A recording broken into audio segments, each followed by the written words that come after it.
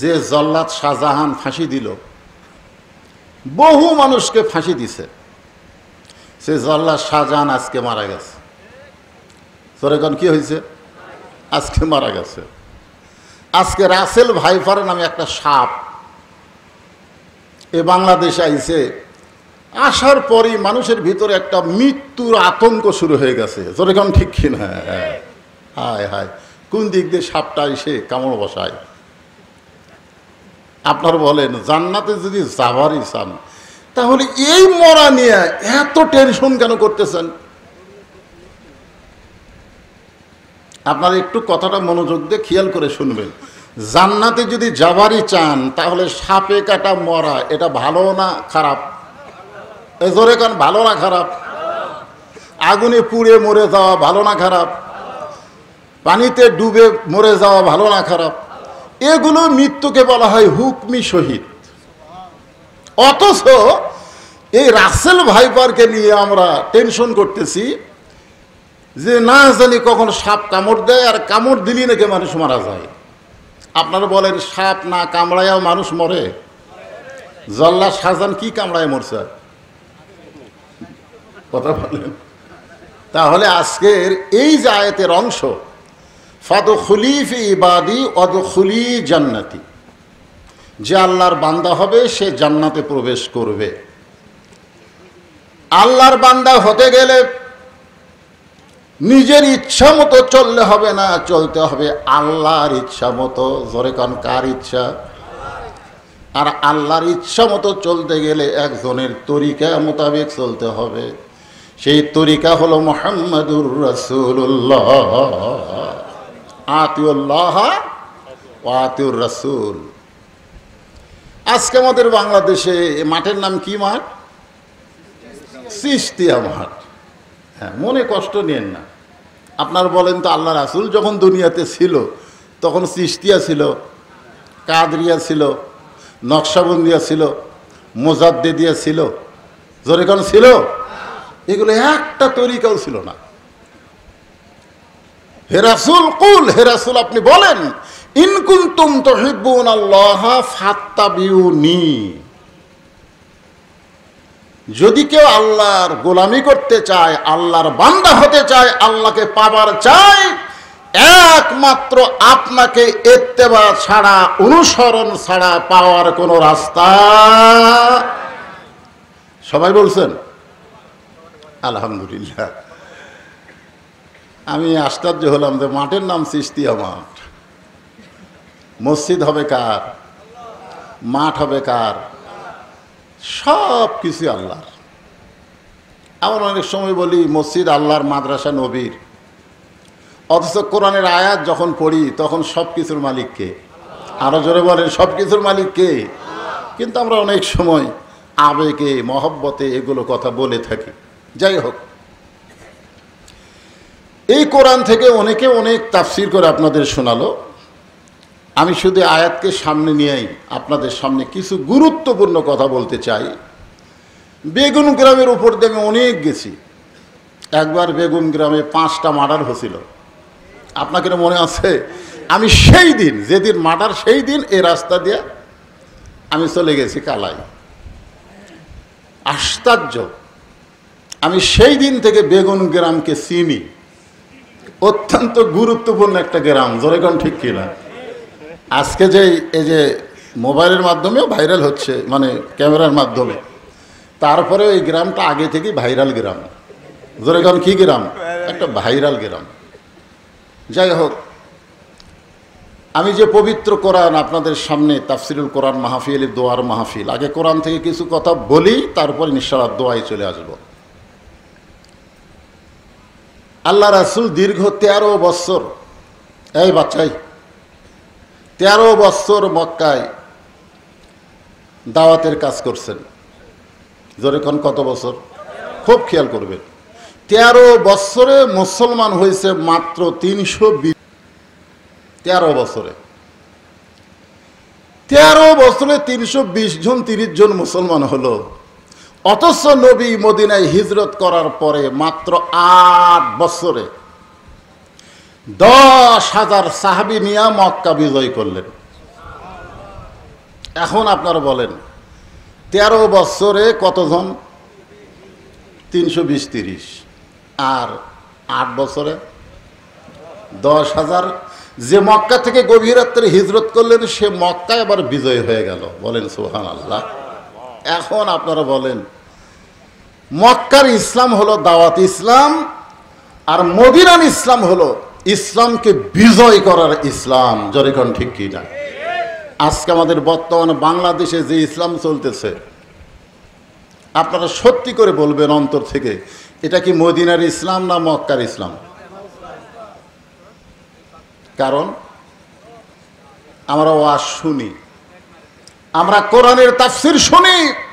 আজকে 15 জন তাফসির কারক তাফসির করলো, কে কেমন তাফসির করলো এইটা নিয়ে আগামীকাল আলোচনা হবে। জরিকন ঠিক কি না?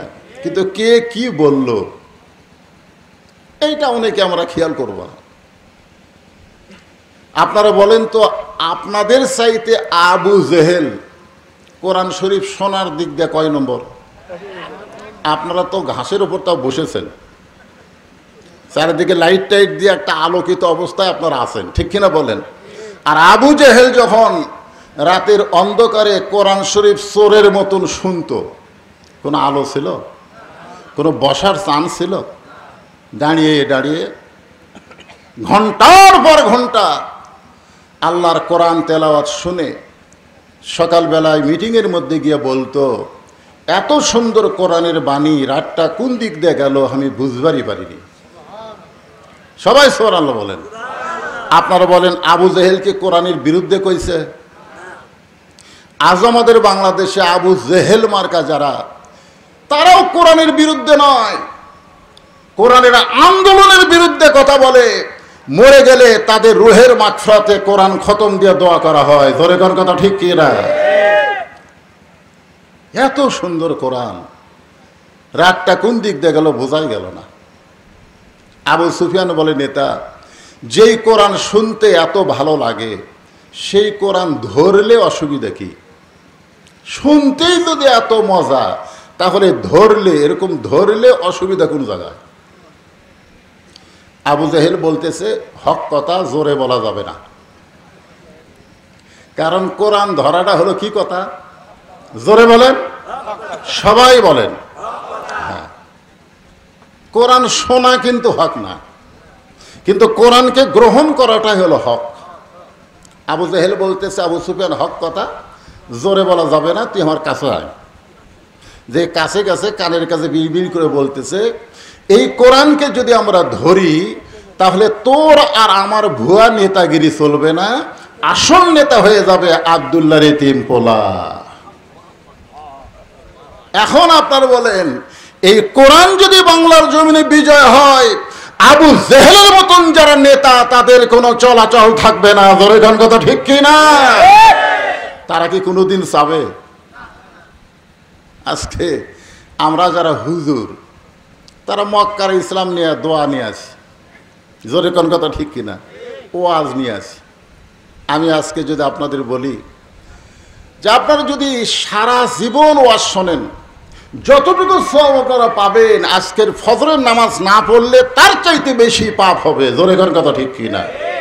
এই কথা যদি আমি বলি, আপনার কি বিশ্বাস হবে? কথা কয় না, বিশ্বাস হবে? বিশ্বাস হবে? তাহলে কি সারা জীবন আপনি যত ওয়াজ শুনলেন তার যা নেকি হলো, একদিন ফজরের নামাজ বাদ দিলেন তার চাইতে বেশি পাপ হয়ে গেল। আমি সারা জীবন আপনাদেরকে নামাজের ওয়াজ করছি, আমার ওয়াজের মধ্যে দেখবেন খালি নামাজ, খালি নামাজ। কারণ আল্লাহ বলেছেন, ইন্নাস সালাতা তানহানিল ফাহশা ওয়াল মুনকার, একমাত্র নামাজই পারে মানুষকে যাবতীয় খারাপি থেকে বাঁচায় দিতে। ঠিক কিনা বলেন? এখন বলেন, আজকে আমরা ওয়াজ দিয়ে নামাজ কায়েম করতে পারি নাই, কিন্তু এই নামাজটা কায়েম করতে হবে আল্লাহর আইন দিয়া। ধরে কোন কথা ঠিক কিনা? আর আল্লাহর আইন কোথায় আগে যাবে? মৌলানাদের কাছে। কিন্তু যারা সংসদে আছে তারা হয়তো কোরআন আরবিতে তেলাওয়াত দিয়ে সংসদ শুরু করে, কিন্তু কোরআনের ব্যাখ্যা হয়তো তারা শোনে না। জোরে কোন ঠিক কিনা? আবু জেহেল বললেন, আবু সুফিয়ান, এই কোরআন শুনতে পারবা কিন্তু কোরআনকে গ্রহণ করা যাবে না, কারণ কোরআন যদি গ্রহণ করি তাহলে আমাদের মতন ভুয়া নেতৃত্ব চলবে না। এই কোরআনকে গ্রহণ করলে কোরআন মানুষকে কেমন নেতা বানায় দেয়, হযরত ওমর ফারুকের জীবনী পড়লেই সেটা জানা যায়। জোরেগণ ঠিক কি না? কেমন নেতা।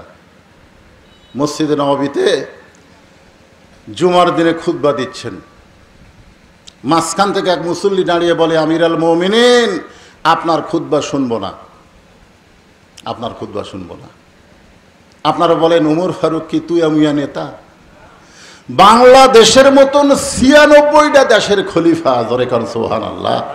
আমাদের বাংলাদেশ ৯৬টা জোড়া দিলে যত বড় এলাকা হবে, সেই এলাকার একজন রাষ্ট্রপতি খলিফা, তার সামনে একজন সাধারণ মানুষ দাঁড়িয়ে বলতেছি, আমিরুল মুমিনিন, আপনার ওয়াজ শুনবো না, আপনার বক্তব্য শুনবো না।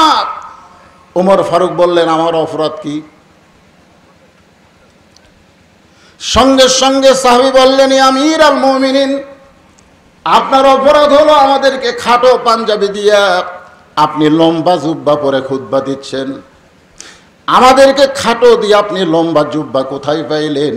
এটা যতক্ষণ না বলবেন ততক্ষণ আপনার খুতবা আমরা শুনব না।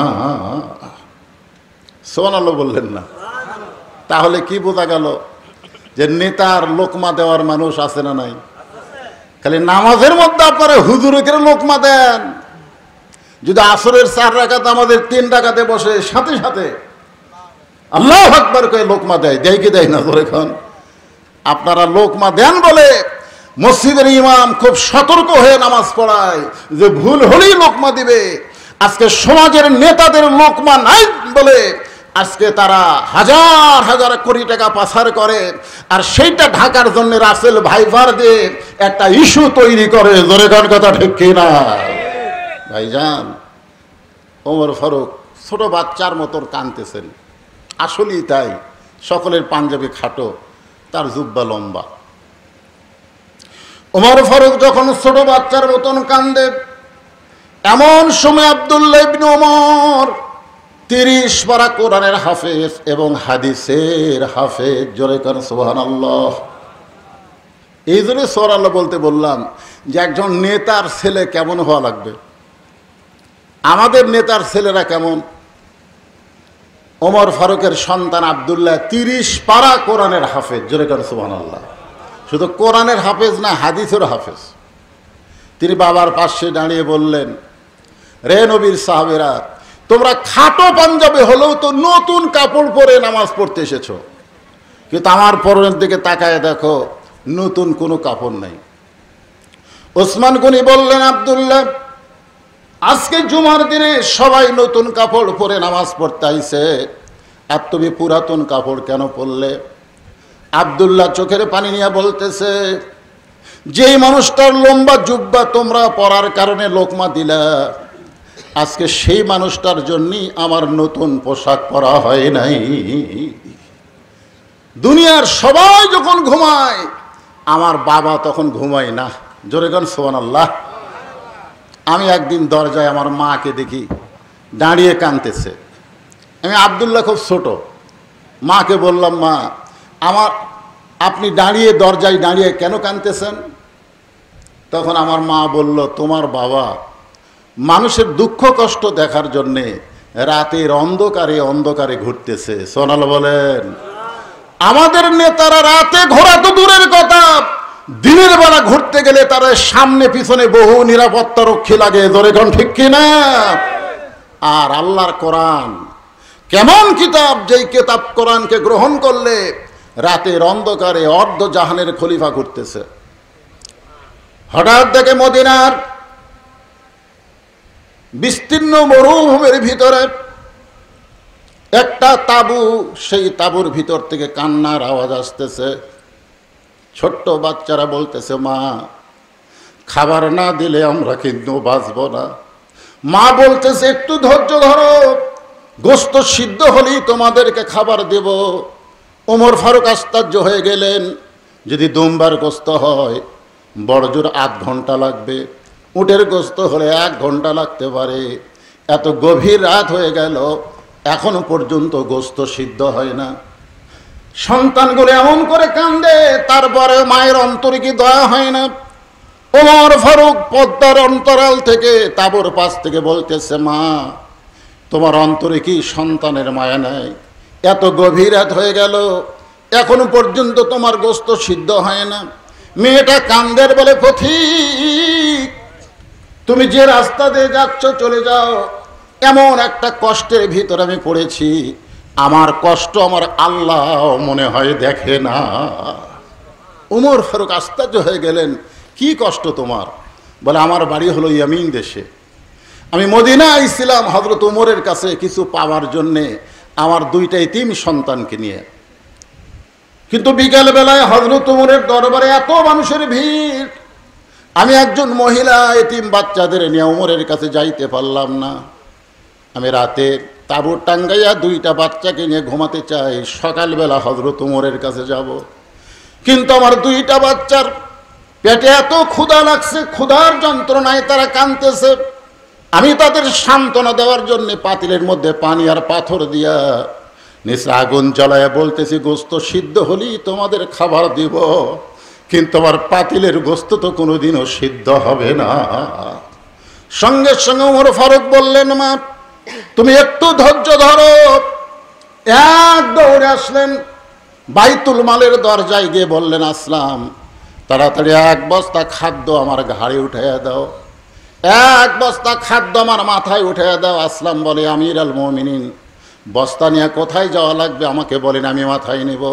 ওমর ফারুক বলে, আসলাম রে, একজনের পাপের বোঝা আর একজন মাথায় নেয় না, দে আমার মাথায় উঠাইয়া দে।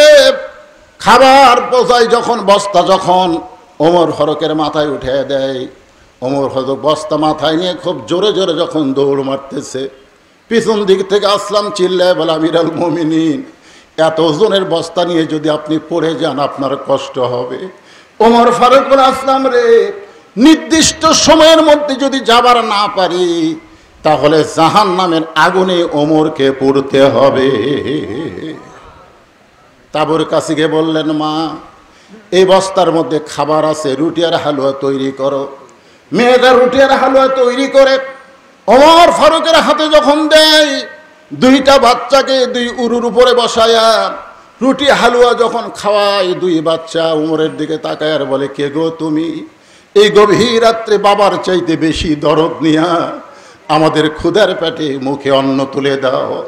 ওমর ফারুক বলে, আল্লাহ এই অধমকে তুমি জাহান্নামের আগুন থেকে বাঁচাও। তাঁবুর ভিতর থেকে মহিলা চিৎকার করে বলে, পথিক মানুষ ভালো হয় দুনিয়াতে শুনেছি, কিন্তু কোনোদিন ভালো মানুষকে আমি দেখি নাই। আজকে উমর খলিফা না হইয়া আল্লাহ যদি তোমাকে মদিনার খলিফা বানায় দিত, তাহলে মদিনা যেন আল্লাহর জান্নাত হয়ে যেত। আব্দুল্লাহ বলতেছে, দুনিয়ার সবাই যখন ঘুম পাড়ে, আমার বাবা তখন রাতের অন্ধকারে মানুষের দুঃখ কষ্ট দেখে, আল্লাহর কোরআন গ্রহণ করার কারণে আল্লাহ তাকে আল্লাহর বান্দা বানায় দিছে। জোরে কোন সুবহানাল্লাহ। কার বান্দা? গভীর রাত্রে আমার দরজায় সে আমার বাবা হযরত ওমর বলতেছে, আব্দুল্লাহ আব্দুল্লাহ। আমি ঘুম থেকে চেতন পেয়ে দেখি আমার বাবা একটা পাঞ্জাবি নিয়ে আমার সামনে দাঁড়ায় আছে। আমি আব্দুল্লাহ খুশি হয়ে বললাম, নেতার বেটা হওয়ার মধ্যে লাভ আছে। নেতার বেটা হওয়ার মধ্যে কি আছে? লাভ আছে, কারণ একটা তো আমি পাইছি, আর একটা গভীর রাত্রে আমাকে দেওয়ার জন্য আমার বাবা চলে আইছে। নেতার বেটা হলে লাভ নাই? কি মনে করেন? বাইতুল মাল থেকে একটা পাঞ্জাবি তাকে দেওয়া হয়েছে, আর একটা দেওয়ার জন্য বাবা দরজায় দাঁড়ায় আছে। আব্দুল্লাহ বলতেছে, বাবা আমার ভাগ্য কত ভালো, একটা পাইছি, আর একটা দেওয়ার জন্য আপনি গভীর রাত্রে দাঁড়িয়ে আছেন। ওমর ফারুক আল্লাহর কোরআন থেকে তেলাওয়াত করলেন, ইন্নাল্লাহা ইয়ামুরুকুম আন তুআদ্দুল আমানাতি ইলা আহলিহা ওয়া ইযা হাকামতুম বাইনান নাস আন তাহকুমু বিল আদল। জোরে কোন সুবহানাল্লাহ। কি 6 বছর আম বাগানে চাষ করে জ্যৈষ্ঠী মাসে দেখতে গেছে আম পাকছে কিনা, যা দেখে ছোট্ট এক বাচ্চা গাছের ডালে বসে আম পাড়তিছে। বাগানের মালিক বলে, কে রে? আমি খাইনি, পরিবারের কেউ খাইনি, তুই আমার গাছে চড়ে আম পাড়তেছিস, তোর বাপকে গিয়ে বিচার দিব। ছেলে খালি মুচকি মুচকি হাসে। বাগানের মালিক বলে হাসিস কেন? বলে হাসার কারণ হলো আমার বাবা খোঁজা লাগবে না, আর এক গাছ চড়ছে। তাকায় দেখে ওর বাপ খালি আম পাড়ে আর বস্তা ভরায়, গাছের নিচে বসে কান্দের, বলে আল্লাহ বিচার দেব কার কাছে? বেটা চোর, বাপও চোর, আজকে বাংলাদেশে বিচার দিবেন কার কাছে? যারা বিচারকের আসনে বসে আছে তারাই হলো সবচাইতে বড় চোর। জোরে করে কথা ঠিক না? খারাপ মানুষগুলো জামিন পায় আর ভালো মানুষগুলোকে ধরে ধরে জেলখানার মধ্যে ঢুকায়। জোরে কোন ঠিক কি না? কারণ কি? কারণ হলো কোরআন খালি শুনি, বাস্তবে আল্লাহর কোরআন গ্রহণ করি না। আল্লাহর কোরআনকে যদি গ্রহণ করতাম তাহলে দুনিয়ার কোনো মানব বিচারক হইতো না, বিচারক হইতো একমাত্র আমার আল্লাহ। জোরে কোন কথা ঠিক কি না? আর যারা বিচারকের আসনে বসতো তারা বিশ্বাস করতো আমি বিচারক না, আমি হলাম বিচারকের প্রতিনিধি। বিচার যদি করতে হয় কার আইনে করা লাগবে? ওমর ফারুক বলে, আব্দুল্লাহ এই কথা তোমার মনে কেন আসলো যে তুমি নেতার ছেলে বলে দুইটা পাঞ্জাবি পাবা? তো বলে, বাবা গভীর রাত্রে সবাই যখন ঘুমাইছে আপনি তখন আমার দরজায় কাপড় নিয়ে দাঁড়ায় আছেন, আমার মন বলতেছে আপনি আমারে চুপি সারে দিবার আইছেন। ওমর ফারুক বলে, বেটা আগামীকাল কি বার? বলে জুমার দিন। আসলে শুক্রবার এটা একটা কঠিন ষড়যন্ত্র। আসলে আমাদেরকে বলতে হবে কি বার। যদি আপনি লেখেন, লেখার সময় আপনি শুক্রবার লেখেন, অসুবিধা নেই, কিন্তু যখন বলবেন তখন বলতে হবে জুমাবার। এটা একটা কঠিন ষড়যন্ত্র করে শুক্রবার করা হয়েছে। যাই হোক, ওটা বলতে গেলে আবার অন্য ইস্যু চলে আসবে, দরকার নেই অত। এমনি তো ইস্যু এসে আসো, আমাদের অবস্থা, ইমানের অবস্থায় খারাপ। আপনারা বলেন তো মৃত্যু দেওয়ার মালিককে? সাপ আসে আপনার সঙ্গে ঘুমো পারবে, তাও কামড় দিবে না আল্লাহ যদি হুকুম না করে। বিশ্বাস করতে হবে তো। জিবরাইল আমিন বললেন, ওগো আল্লাহর নবী ইব্রাহিম, নিচে সেই হারে আগুন জ্বলতেছে, রশি টান দিবে, চড়ক ভাঙ্গে আপনি পড়ে যাবেন আগুনের ভিতরে। ইব্রাহিম আলাইহিস সালাম বললেন, জিবরাইল তুমি যে নিচে আগুন দেখতেছো সেই আগুন আমি একবারও দেখিনি। জিবরাইল বলে, কেন দেখেননি? কি জন্য দেখবো? কারণ আমার ঈমান বলতেছে বাঁচানোর মালিক যিনি, মারারও মালিক তিনি। নমরুদের আগুন কিছুই করতে পারবে না যদি আমাকে আল্লাহ বাঁচায়। ধরে কোন কথা ঠিক কিনা? তাহলে আমি আগুনের দিকে তাকায় থাকবো না আল্লাহর দিকে? তা আপনারা কোন দিকে তাকায় আছেন? আল্লাহর দিকে। করোনা যখন প্রথম আসলো, করোনা, তখন আমার এলাকার চৌকিদার একটা মাইক নিয়ে বলতেছে, মসজিদের মধ্যে 5 জন, 5 ওয়াক্ত নামাজে কয়জন? 5 জন। সেটারই সভাপতি কেশিয়ার কোনোদিনও নামাজ পড়ে না, দৌড়ে আসি ইমাম সাহেবকে বলতেছে, ভাই এমন একটা রোগ আইছে, মুয়াজ্জিন, ইমাম আর সভাপতি সেক্রেটারি আর আমি, এই ছাড়া আর কেউ যেন না ঢোকে। তারাবি হচ্ছে 12 জন, জুম্মাত হচ্ছে 10 জন। আহলে হাদিসের ভাইরা যদি এখানে থাকে তারা বুঝবেন, কাতার করার সময় কাতারের মাঝখানে ফাঁক রাখা যাবে?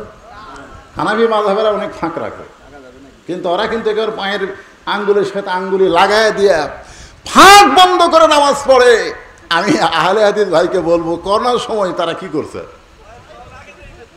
লেখাটাই করছে, ইমান ঠিক আছে, কিন্তু আমাকে 1.5 ফুট পর পর। আরে আমরা শুধু না, যেখান থেকে ইমানের সাপ্লাই হয়েছে সেই সৌদি আরব পর্যন্ত করোনার ভয়ে একেবারে চিহ্ন করে করে মুসল্লিকে দাঁড় করাই দিছে। তোর এখন ঠিক কিনা? কাবা শরীফ স্পর্শ করতে দেয়নি। কি একটা ভয়! আসলে মারার মালিককে, বাঁচানোর মালিককে। আল্লাহ কোরআনে বলতেছেন, আল্লাযী খালাকাল মাউতা ওয়াল হায়াতা লিয়াবলুয়াকুম আইয়ুকুম আহসানু আমালান ওয়া হুয়াল আজিজুল গফুর।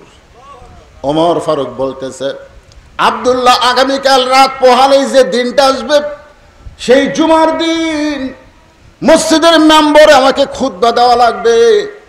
এই খাটো পাঞ্জাবি পরে আমি খুতবা দিতে আমার বড় শরম লাগতেছে। আপনারাই সত্যি করে বলেন তো যে মুসল্লির গায়ে যা থাকে ইমামের গায়ে কি তা থাকে? মুসল্লি কিন্তু শার্ট পরেও নামাজ পড়তে পারবে, কিন্তু হজরত ইমাম সাহেবেরা কি শার্ট পরে ইমামতি করতে পারবে? মুসল্লি কিন্তু দাড়ি কামিয়ে তেল তেলা করে এসে নামাজ পড়তে পারবে, কিন্তু ইমাম সাহেব কি পারবে? তাহলে আপনাকে মনে ইসলাম ইমাম সাহেবের জন্য আলাদা নাকি? বিশ্বাস করেন, একটা ফতুয়া কই ফেকা থেকে, ফেকা মানে খুব চিন্তা ভাবনা করে, ইমাম মানে নেতা, ধরে কারণ ইমাম মানে কি? নেতা, সর্দার। আচ্ছা, আপনাদের ইমাম সাহেব যদি আল্লাহর দল করে আর আপনার মুসল্লিরা যদি শয়তানের দল করেন, ওই ইমামের পিছনে আপনাকে নামাজ হবে? কেন হবে না? খালি কাতার সোজা করলে হবে না। ইমাম সাহেব যিনি আপনার নেতৃত্ব দিচ্ছেন মসজিদে, উনি যেন সমাজের নেতৃত্ব দিতে পারেন, এইটা যেদিন থেকে মেনে নেবেন সেই দিন থেকে আল্লাহর কোরআনকে গ্রহণ করা হবে। জোরে ঘন কথা ঠিক কিনা? যেই কথাটা আপনাদের বলতে চাচ্ছি, ফাদখুলি ফি ইবাদি ওয়াদখুলি জান্নাতি। ওমর ফারুক বললেন, আব্দুল্লাহ, এই ছোট পাঞ্জাবি পরে খুতবা দিতে আমার বড় শরম লাগতেছে, তাই তোর পাঞ্জাবিটা আমাকে দান করে দে। আব্দুল্লাহ বলতেছে, গভীর রাত্রে আমার পাঞ্জাবি আমার বাবাকে দান করার কারণে বাবার পাঞ্জাবি আমার পাঞ্জাবি একত্র করে বাবা লম্বা জুব্বা বানায়া খুতবা দেয়। এখন বলো আমার বাবার খুতবা শোনা যায় কি না যায়? সমস্ত সাহাবীরা বলতেছে, আল্লাহর কোরআনকে যখন গ্রহণ করা হয় তখন এমন নেতাই দেখা যায়। জোরে কোন সুবহানাল্লাহ। আজকে বেগুনবাড়ি এলাকার লোকেরা বলেন, আমরা এই দীর্ঘ রাত পর্যন্ত যে কোরআন শরীফ শুনলাম, শুধু আবু জেহেলের মতন শোনার জন্যে না গ্রহণ করার জন্যে? আল্লাহ কোরআনে বলেছেন, সামিনা ওয়াতাআনা, শুনতে হবে গ্রহণ করার নিয়তে। গ্রহণ করেন। আপনি হয়তো ভাবতেছেন, হুজুর আমরা কয়জন কোরআন গ্রহণ করলে কি বাংলাদেশে কোরআন বিজয় হবে? আপনি শুধু নিজে কোরআন গ্রহণ করেন। আল্লাহ রাসূল বলেছেন, মান সাআল্লাহু তাআলা আশ-শাহাদাতা বিসিদকিন বাল্লাগাহুল্লাহু মানাজিলা শুহাদা ওয়া মাতা আলা ফিরাশিহি রাওয়াহুল বুখারী কিতাবুল মাগাজি। জোরে কান সুবহানাল্লাহ। আল্লাহ রাসূল বলেন, দুনিয়াতে যারা কোরআন বিজয়ের আন্দোলন করবে, কোরআন বিজয়ের জন্য ঐক্যবদ্ধ হওয়ার চেষ্টা করবে, সে যদি নিজের বিছনায়ও মৃত্যুবরণ করে, হাসরের ময়দানে আল্লাহ তাকে কোরআন বিজয়ের আন্দোলন করার কারণে শহীদের কাতারে দাঁড় করাইয়া দিবে। কোরআন শুনতে শুধু হবে না, কোরআনকে গ্রহণ করার মানসিকতা আমাদের তৈরি করা লাগবে। বলবেন, হুজুর কবে? যেভাবে আমরা ছাড় দিছি, আস্তে আস্তে আমাদের দেয়ার যে কি হচ্ছে আল্লাহ ভালো জানে। ছাড় দিচ্ছে না। আজকে আমরা মুখ বন্ধ করছি। মুখ বন্ধ করা, আপনারা বলেন তো, এই যে কুরবানির সময় যে গরু কিনলেন, আপনারা বলেন গরুর গোশত কত করে শেয়ার পড়ছে? না না না, আমরা গ্রামগঞ্জে যারা কিনছি, আমি একটা কিনেছিলাম, তো দেখলাম 550-র উপর যায় না। কিন্তু ওরা যা চাচ্ছে আমরা তাই দিচ্ছি, কারণ আমরা মুখ বন্ধ করে রাখছি। জোরে কোন কথা কর না কেন? আজকে মুখ বন্ধ করার কারণে গোশতের দাম বাড়তেছে। আজকে মুখ বন্ধ রাখার কারণে আবার কি হলো? আচ্ছা ঠিক আছে, এখনই দোয়া হবে ইনশাল্লাহ।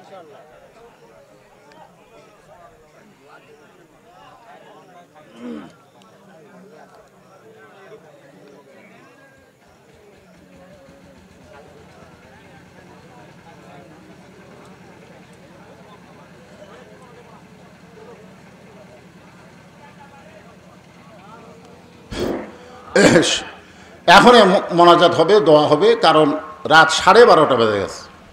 বেশি রাত করে ফজরের নামাজ কাজা করলে চলবে? আমরা সবাই ফজরের নামাজ আদায় করবো ইনশা। সবাই বলেন ইনশা। হ্যাঁ, কারণ এই আইয়ুব আলী আনসারী সাহেব মাহফিল করার কারণে, বেশি রাত করার কারণে, যদি ফজরের নামাজ যারা নিয়মিত পড়ে, আজকের দিনে যদি ওয়াজ শোনার কারণে ঘুম থেকে চেতন না পায়। আমার এলাকার এক মুয়াজ্জিন সাহেব কোনোদিনও ওয়াজ শোনে না, আমি একদিন জিজ্ঞাসা করলাম, চা ওয়াজ শোনেন না কেন? ওয়াজ শুনবার গেলে আজানে যদি চেতন না পাই, তোমরা তো আমি আজান দিলে চেতন পাও, তারপরে মসজিদে আসো, কিন্তু আমাকে চেতন করে কে? চিন্তা করেন তো। এই জন্যে আমরা বেশি রাত করব না। যে কথাটা বলতেছি এই আয়াতের এই অল্প সার সঙ্গে বলে আমি শেষ করতেছি। ভাইজান, বিরক্ত করার জন্য আপনাদের কাছে আসি না। এই ছেলেরা পিছনে উঠা বসা করো কেন? আজকে মুখ বন্ধ রাখার কারণে রাসেল ভাইপার আসতেছে, কিন্তু স্টার জলসা, জি বাংলা অনেক আগে আসেনি। যেরকম আসছে কি আসে নাই? আপনি সত্যি করে বলেন তো, আপনার বউ কি আপনার কন্ট্রোলে আছে? সত্যি করে বলেন, যারা ডিশের লাইন আছে যাদের এলাকায়, আপনার এলাকায় আছে? তাহলে এই দুইটা চ্যানেল মহিলারা দেখে। আপনি যদি যায় আজকে বলেন যে ওয়া শুনলাম রে, মান তাশাব্বা বিকওমিন ফাহুয়া মিনহুম, যে যাকে অনুসরণ করবে তার সঙ্গে কিয়ামত হবে, হাসর হবে। তাহলে ভারতের চ্যানেল তো দেখা জায়েজ নাই রে, আর দেখা চলবে না। বউ বলতেছে ওই বক্তার ওয়াজ যদি আমল করো তোমার বাড়িতে আমি থাকবো না। আপনার বলেন, চেষ্টা করে দেখেন, আমাদের মেয়েদেরকে ভারত দখল করছে, আমাদের যুবকদেরকে নিঃসাদ্রব্য পাচার করে ভারতের ভিতর থেকে আমাদের বাংলাদেশে সে যুবকগুলোও কিন্তু নষ্ট হয়ে গেছে। জোরে কোন কথা ঠিক কিনা? আর সবচাইতে এই যে মোবাইল, এই মোবাইল আমাদের যুবশক্তিকে একেবারে অপশক্তি, একেবারে খারাপের দিকে নিয়ে যাচ্ছে। বিশাল একটা ষড়যন্ত্র চলতেছে। যাই হোক, পরশুদিনে একটা খবর পাইলাম আমার ফেসবুকে, এটা আমি আবার ছাইড়া দিছি, যে 25 সালে এমন একটা আক্রমণ আল্লাহর পক্ষ থেকে আসতেছে দুনিয়ার উপরে। এই যত নেটওয়ার্ক আছে, মোবাইল আছে, সমস্ত কিছু বন্ধ হয়ে যাবে, এরকম একটা খবর দিয়ে দিছে। কারণ বেশি পাপ হয়ে গেলে আল্লাহর গজব আছে না নাই? যেরকম আছে না নাই? অবশ্যই গজব আছে। তো যাই হোক, এই সমস্ত পাপ থেকে বাঁচতে গেলে আমাদেরকে নামাজ আদায় করা লাগবে। আর নামাজের মূল নামাজ হচ্ছে ফজরের নামাজ। জোরে কোন কথা ঠিক কিনা? যে নামাজ জামাতে না পড়লে বাড়ির মধ্যে, আর জামাতে পড়লে মুসলমান। তো আমরা সেই নামাজ যেন নষ্ট না হয়। তো মুয়াজ্জিন সাহেব ওয়াজ শোনে না এই আজানের কারণে। আমরা আজকে বেশি রাত করব না এই ফজরের কারণে। জোরে কোন ঠিক কিনা? ভাইজান, শেষ কথা, আমরা আল্লাহর কোরআনকে গ্রহণ করি এবং কোরআন অনুযায়ী জীবন গঠন করার চেষ্টা করি। চেষ্টা যদি আমরা করি, আল্লাহ পাক আমাদেরকে সাহায্য করবেন। যেরকম ঠিক কিনা? আর আমরা পরিশেষে এই গ্রামের যারা দুনিয়া থেকে কবরে চলে গেছে তাদের জন্য দোয়া করব। যারা দূর দারাজ থেকে আইছেন, তাদের আপনজন যাদের কবরে চলে গেছে, খাস করে আইয়ুব আল আনসারী, একটা ছোট্ট মানুষ বিশাল একটা দায়িত্ব নিয়ে এই যে একটা মাহফিল করলো, আল্লাহ পাকর আসমান থেকে বৃষ্টি দেয়নি।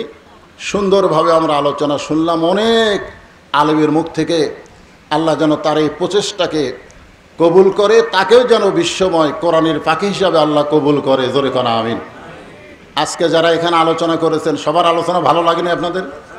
প্রথম দিকে মনে হয় আপনার খুব একটা লোক ছিলেন না। যাই হোক, সবাই কিন্তু বক্তা। খালি নাম ফেসবুকে লিখবেন, ইউটিউবে লিখে সার্চ দেবেন, দেখবেন অসংখ্য ওয়াজ আপনারা দেখতে পাবেন।